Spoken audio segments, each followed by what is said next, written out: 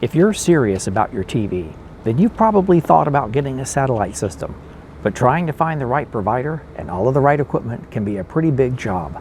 Let's take a look at the options for getting satellite TV for your RV.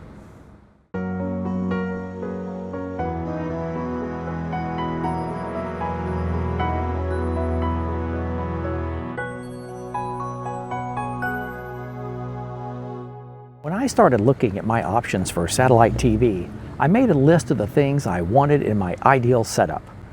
Good programming. That means all of the major networks, plus things like CNN, Fox News, Bravo, the Hallmark Channel, yeah, I'm a sucker for Hallmark movies, and premium channels like HBO and Showtime. Availability just about anywhere we go. We should be able to get our programming no matter where we're camping. A portable dish antenna in addition to the rooftop automatic antenna.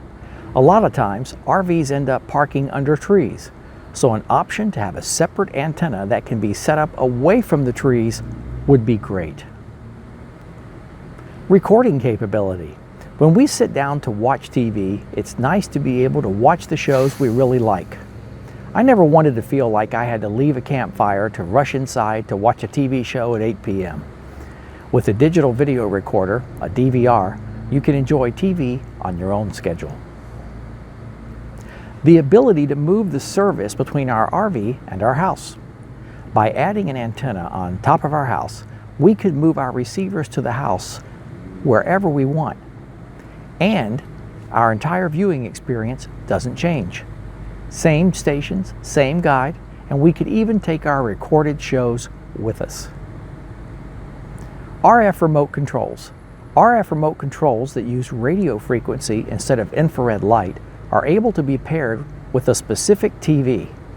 Since we have a few TVs, it would actually be much less frustrating if each remote only operated one TV. And finally, cost. Since I'm using it year-round, whether I'm in the RV or the house, I expect that it will cost no more, preferably less, than I was paying for cable before I retired. I was willing to pay up to about $150 a month. Now, that might sound like a lot, but if you have your TV on for only 3 hours each day, that's just over $1 an hour to watch TV.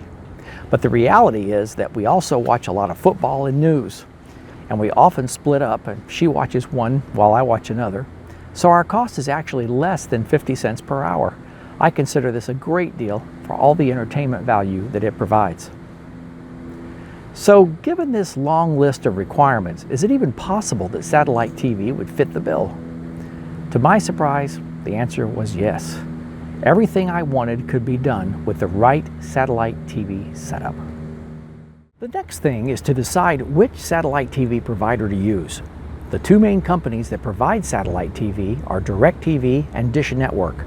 But which is better? Well, this is similar to asking a group of RVers, which is better, fifth wheels or motorhomes? The simple answer is that it depends. It depends on what you need and what you want, both for programming and cost. And whatever you decide, you have to be able to install and use the right equipment.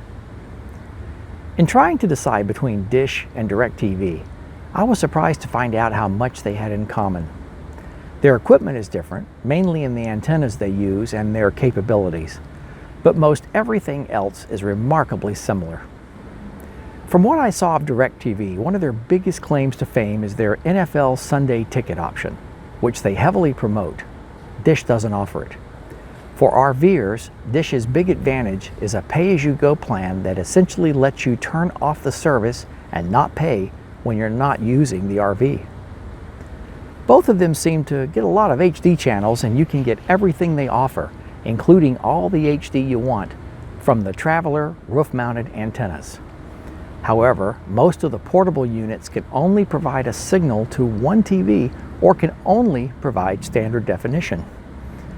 The main portable units used by DirecTV are called carryouts or track visions. Dish uses tailgaters, pathways, road trips, or playmakers. Even though these portable units can usually just be put on the ground and they'll automatically find satellites without any assistance from you, their limitations made me want a full-size portable antenna, a satellite dish, so I could get all the programming and all of the HD that I wanted.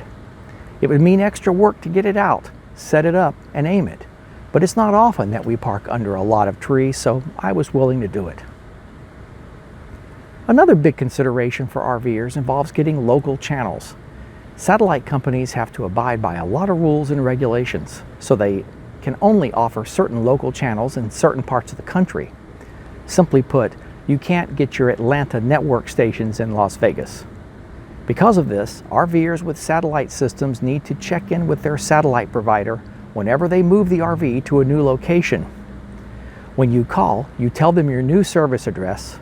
A lot of times they only ask for the zip code. And they turn on the local channels for the area that you're in. Both companies allow you to do this, but most people report that Dish is faster and easier to work with when changing your locals. One of my best resources is Facebook. I've subscribed to more than 20 RVer Facebook groups for quite a few years and plead guilty to reading posts on all of them every day. When the topic of satellite TV comes up and people ask for recommendations, it's been abundantly clear to me that Dish Network is the more popular choice. The reasons given are usually their pay-as-you-go plan, overall cost, programming options, and ease of changing local stations. Now, let's talk about equipment. Both DirecTv and Dish Network have certain receivers that they encourage you to put in your RVs. They come right out and tell you that they won't sell you their home receivers to put in an RV.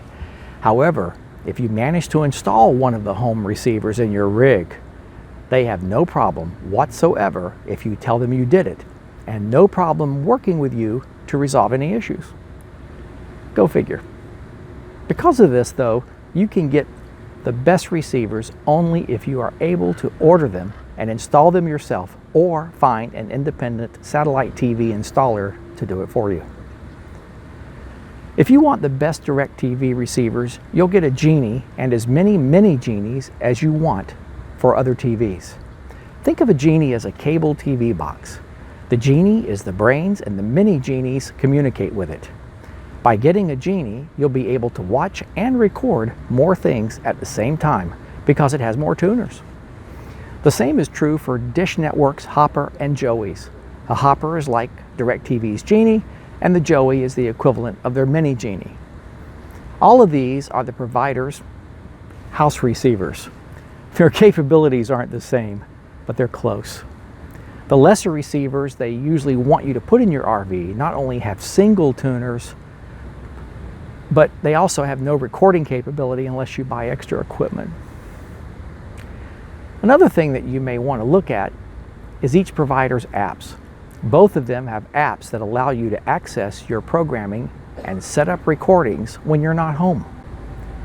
My final choice was Dish Network. I like their programming packages and their prices. I also like their Primetime America feature, which uses only one of my Hopper Sling's 3 tuners to record all primetime shows every night in HD for the 4 major networks. My Dish system also satisfies every one of my requirements.